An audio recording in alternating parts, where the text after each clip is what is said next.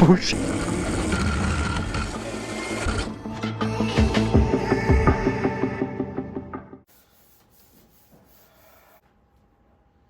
Well, I think we bent the drift bar on the XL, which is tucked behind the corner here.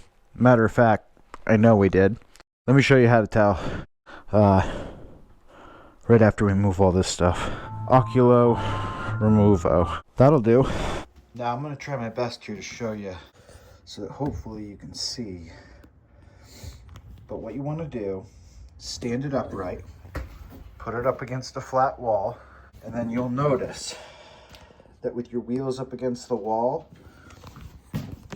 they're not quite even. And it's going to be really hard to show on camera here, but you can try doing things like pulling the drift bar up and down to get them flat against the wall, but it's an easy way of being able to tell that something's just a little bit off. Now the XL is sturdy, don't get me wrong, but the way it's designed and manufactured, it is two pieces. Unlike the standard karts, which are all one piece. So naturally, there's more occurrences for things like this to happen. But if you use the XL enough and ride hard enough, then this is bound to happen. Now, I do believe this will be the best angle. Apologies, cat toys. That's going to be unavoidable in this house. Cats are spoiled. Really, I mean, there's not much to show you here. All you got to do is come in and cast that spell with your wand. Hava Kadava, Drift Kart Repara. I wish. Feeling an awful lot like Harry Potter in this episode. First things first, casters. You didn't really think I was gonna make you watch me do this, did you? And of course, the other one. It really is that easy too. I love casting spells. This is a tiny, tiny little 3. I don't know if it's got to come off to get through this hole here with the boot, but if you have a nice grip that you want to put on your new drift bar, you're going to have to take this off.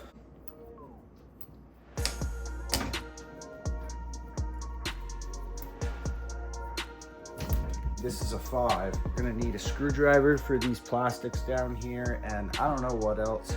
I've never seen the internals underneath these plastics, but we'll deal with it when we get to it. While we're loosening these up, I'm gonna take the opportunity to talk to you guys about a few things. First, caster giveaway.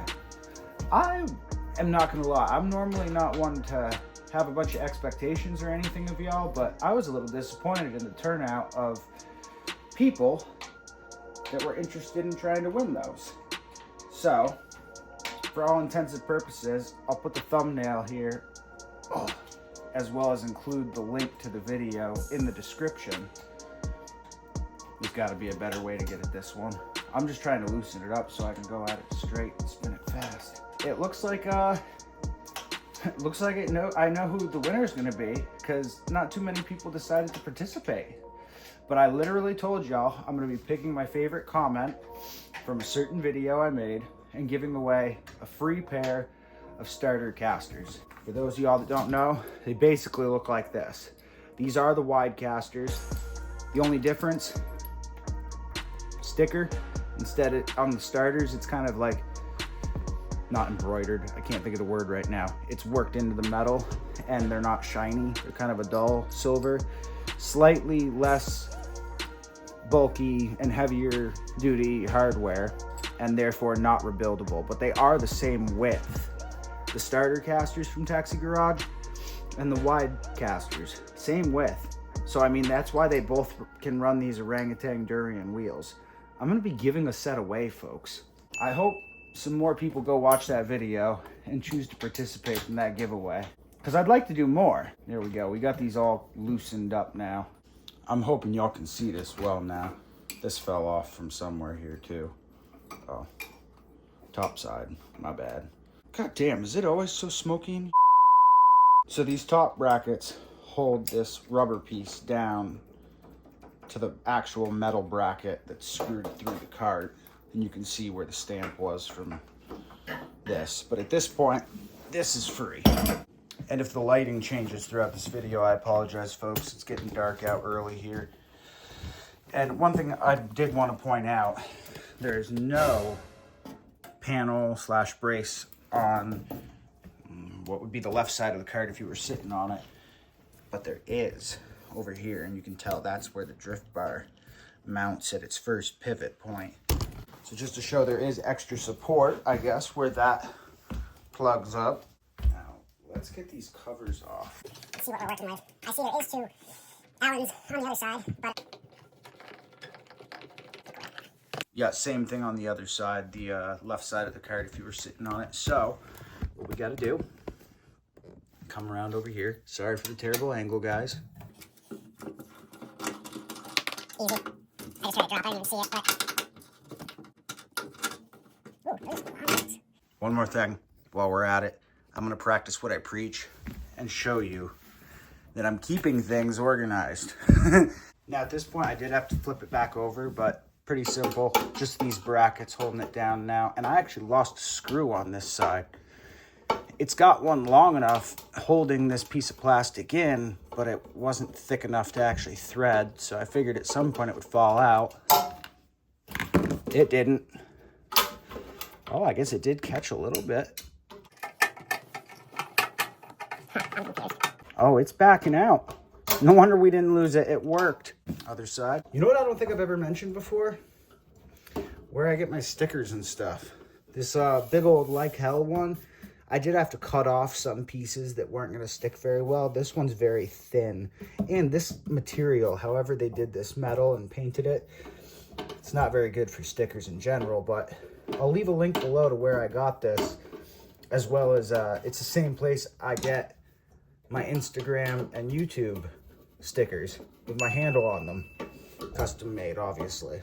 But this is it, and then the drift bar should come right off. Yup. That easy, folks.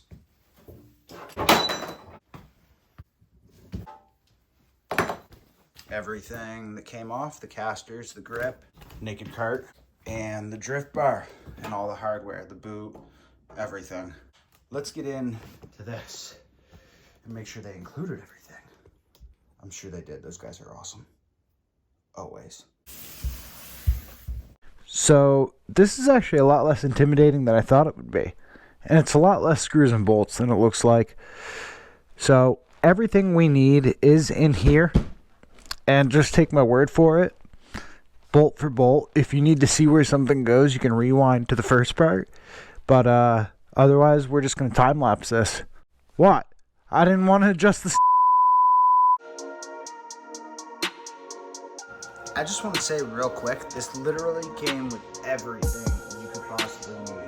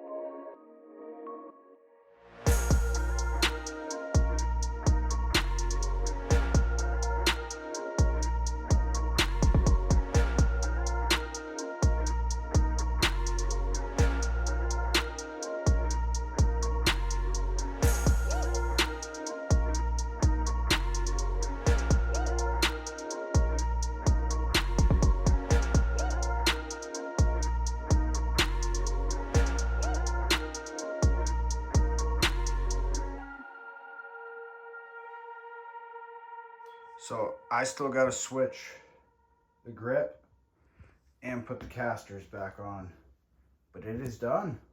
I was also super pleased to see they included another one of these drift bar locks that basically keeps the drift bar halfway engaged all the time, essentially keeping it in the same position as like a crazy kart shift, or at least the casters are kept in that position by the drift bar being engaged halfway.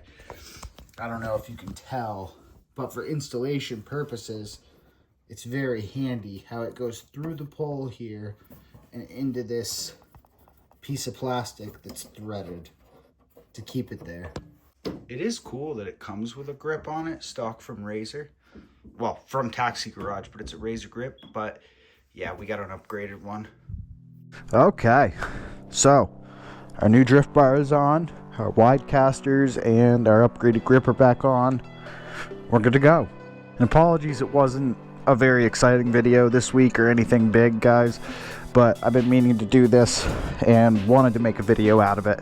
That's the problem too. If I haven't mentioned that already, you can't let that go and just leave it, because like the geometry of these things is set up so perfect that you bend one little thing and it's all out of whack. You'll feel it. Like it would kick out when we were drifting at times where you wouldn't expect it to, and you'd spin out. It was causing problems.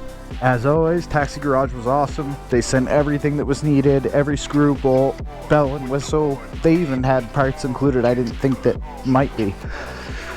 But this is why they're awesome, as always. Links below. If you do decide this is something you need to do, make sure you tighten everything down real good after, because I had to go back through and make sure it all was. There was a few I left loose. The more I start to think about that drift bar lock, I think... I used to think it was to make it feel like a crazy kart shift, kind of always in that position, and I still think it can work that way. But I'm almost wondering if it's made for working on the kart, because that was too perfect. Like locking the drift bar in position so that none of the casters or any of that stuff changed angle while trying to work on it was awesome. I'm eager to show you all this new bike I've been teasing and talking about.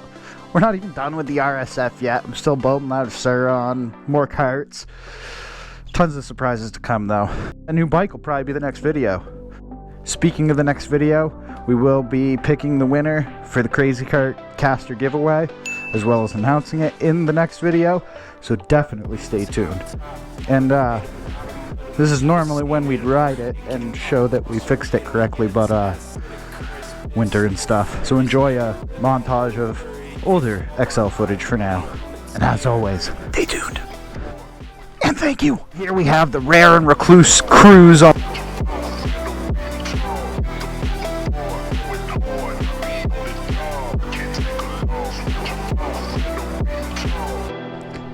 See that? It wasn't so hard now, was it? Thanks.